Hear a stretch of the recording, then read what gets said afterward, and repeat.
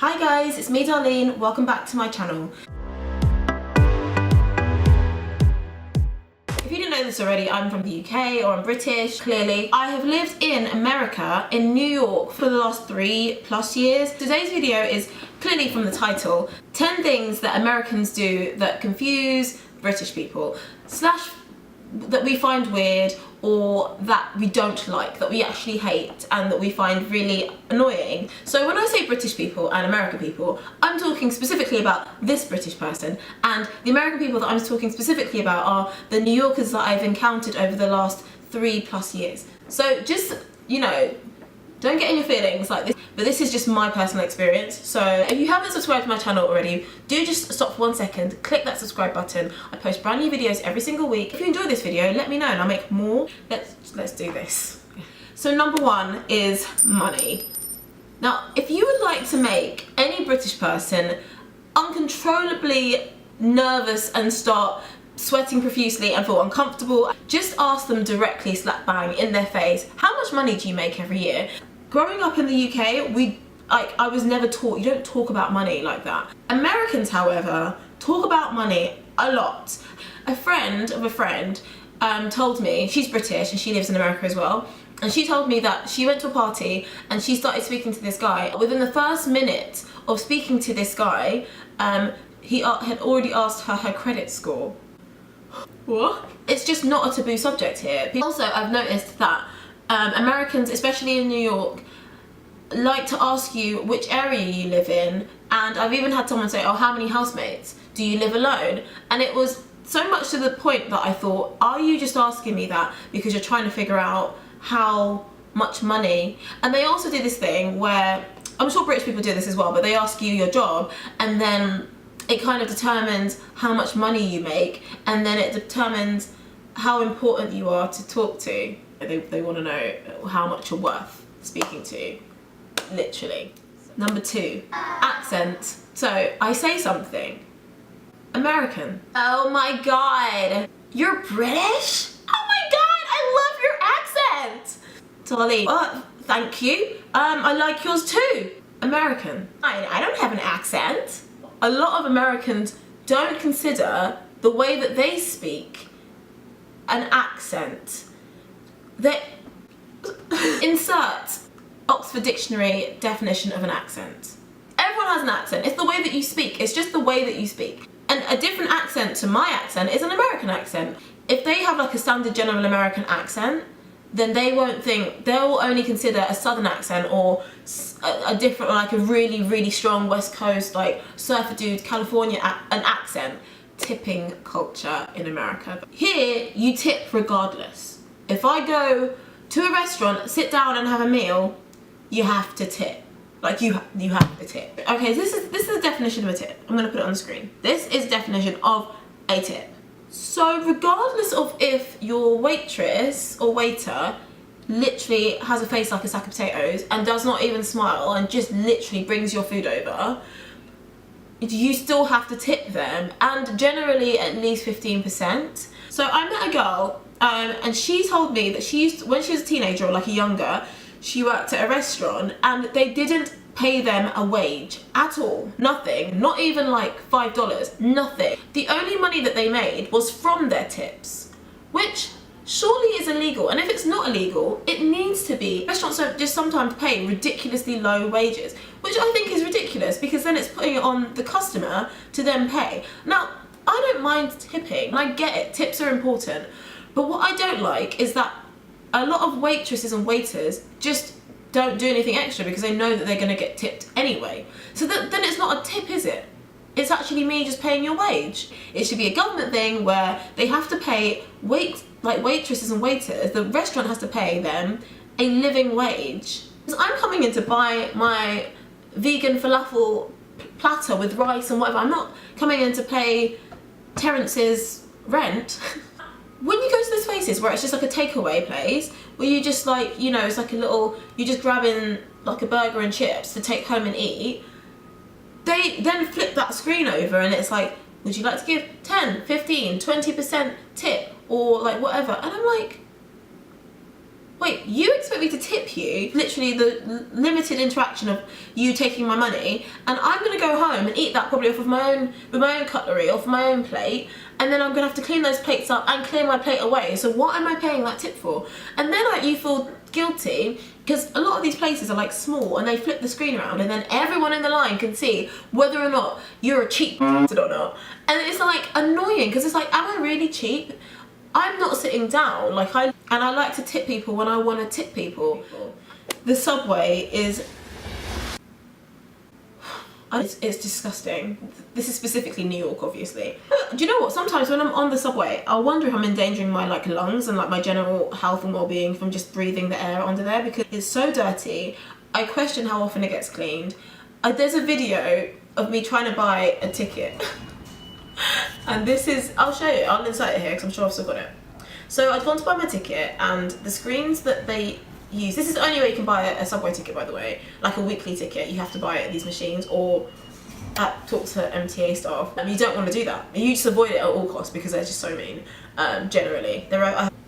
It's so disgusting, right? There's rats, there's cockroaches, and then the big problem is mental health and homelessness in the city. I remember when I first moved here, it was so difficult for me to just, even a day walking around and experiencing the homelessness, it's gut-wrenchingly sad to me.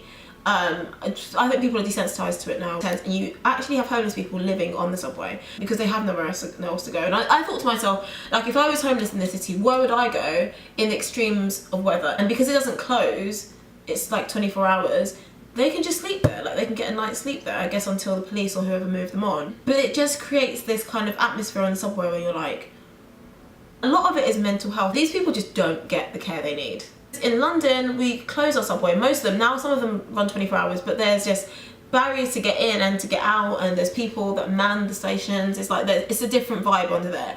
And we don't understand, Brits don't understand why it's like that, like why there isn't more being done for homeless people here. Because we have a different system like NHS and we have all these different, we have more help for homeless people and those who are suffering with their mental health issues. Yeah, so yesterday I was on the train and this girl like is really close to me because it's really packed and she just starts yawning and doesn't cover her mouth. And I was just looking at her like, because I was shocked, so I went like that and kind of tried to cover my face a little bit because it was so like she was so close to me. Americans don't think it's rude to yawn without covering their mouth. The British people were looking at you like, that's just as bad as like coughing and not covering your mouth, which again, people here do a lot. You will get a weird look from a British person. They'll be like, are you well? Are you well? Because 6 is a bit deep. This is very specific to me, but I am seen as a black woman until I open my mouth. And then I'm seen as a British person in this society where all these race relations are kind of crazy. And I also noticed that racist comments are much more normalised here, and I'm not talking specifically just about like a white person talking about a black person, or also interracism. So black people make comments about other black people using racial stereotypes, so that's like interracism. The difference between the racism in the UK and in America is that in the UK it's under the surface. So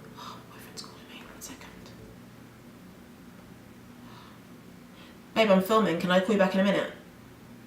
Yeah. But in America, people are more likely to say stuff that you're like, teetering on a bit of racism there. It's a bit uncomfortable. So when I first moved here, I had like 2 jobs. At one of my jobs, I'm obviously not gonna say where it was, I had to like close the store together. And I remember this time, we had this manager, she's black, and she was telling us a story about, it was like a clothing store. So this woman came downstairs. She's like, oh, have you got a restroom? And she said, no, it's just for staff. She's like, oh, okay. So she went back upstairs, got some jeans, came back down, went into the changing rooms, and a minute later they just saw pee flowing out. So she had peed in the dressing room. I didn't work there yet. She was telling me a story about before I worked there. So she pees, then she just rushes out and leaves. So she's telling us this story, and then she's like, yeah, it's crazy, right? And we're like, that's disgusting, that's disgusting. And she's like, yeah, and she wasn't even ethnic. And I was just like, and I was the only one that was like, everyone else is like still going, oh really, she wasn't even ethnic? Oh my god, like it was the most normal thing ever to say. And everyone was just like continuing to be shocked by the fact that she wasn't even ethnic, she was white. She was a white lady. And I was just like, who would say that? Anyway, another time I was getting the train home with this girl who I don't really know that well. Maybe spoken to her once or twice, but we worked together at this shop. And she was like Latino as far as I knew. She was like like caramel color, skin color. She was like Latino.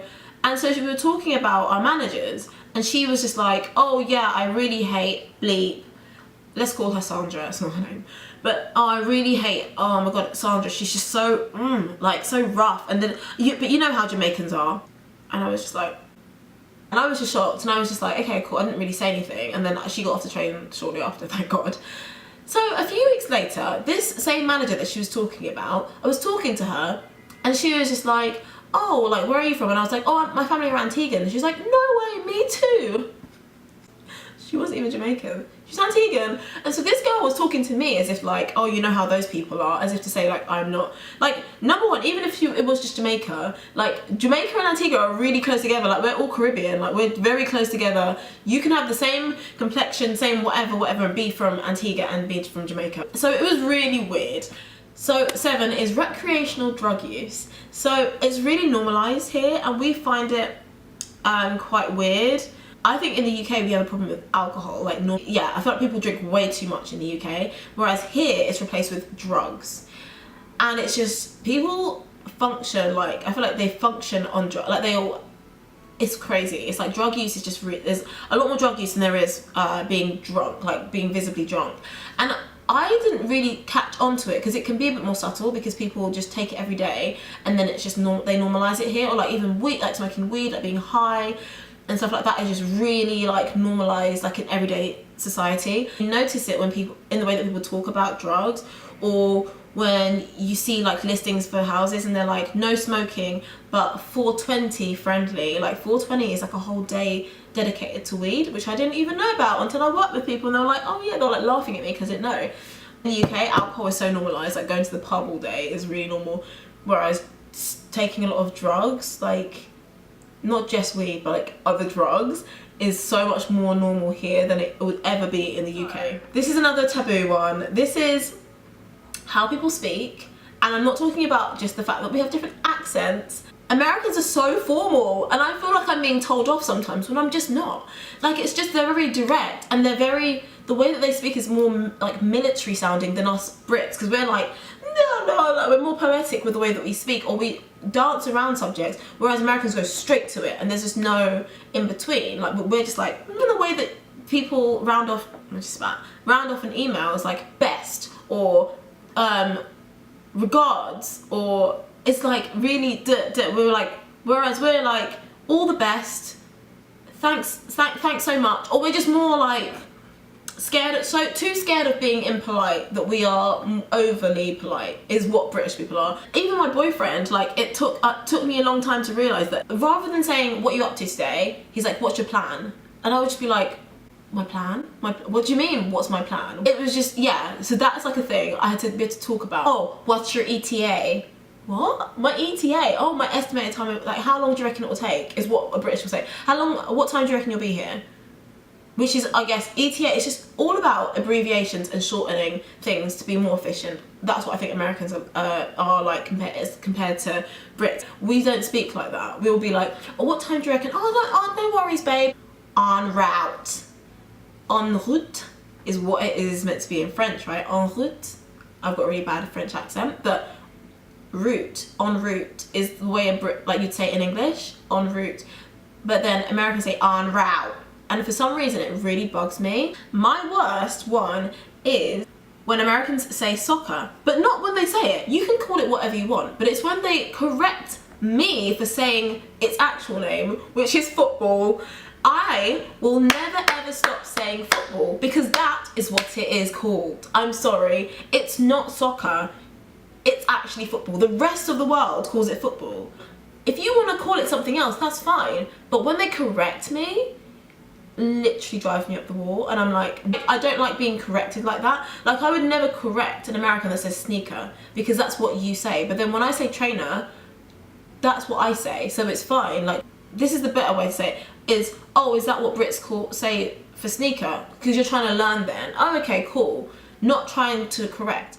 How they write the date. I have been here for nearly 4 years, and I will never understand why you would put the month before the day. It goes from small to large. Day, month, year. If you, I mean, obviously this is how Americans do it. I'm not trying to correct, but I just find it completely challenging, and I will never be able to get down with that. I forget all the time and I confuse people. It doesn't make any sense to me logically, and I feel like Americans are more logical than British people, so it confuses me even more. So I go and do number 10. The final one is manners. Manners. Manners. Manners. Manners. From children to adults. Manners are a problem here, in New York specifically. Some people that I've encountered here need to go to like some sort of finishing school, balancing books on their heads. Thank you. Like, please, excuse me. It just doesn't exist a lot of the time. But it's just really uncomfortable to me when I open a door for someone and they don't say please, thank you. Or when you say, oh, thanks, and they're like, there's this weird noise. It's this. It's like, when, I feel like it's when New Yorkers don't know what to say to excessive British politeness. They make that noise, and it's so weird. So you'll say, oh, excuse me, and they'll go, Oh, I heard someone say something like, oh, like my mum will teach me not to say sorry or excuse me because it's like a sign of weakness. To be too polite is seen to be a bad thing in some households here. I hope you enjoyed this. That was my 10 things that British people find weird or strange or rude about Americans. I hope you enjoyed it. I hope you weren't too offended. Thank you so much for watching. If you enjoyed this, give it a big thumbs up, and also let me know, do you want me to do 10 things I love about America? Because there's loads of things I love about living in America. 10 things I don't like about Britain and I don't miss. As I said, make sure you're subscribed to my channel, make sure you've turned those notifications on. So have a lovely day, a lovely week, and I'll see you next Wednesday for a brand new video. Bye guys!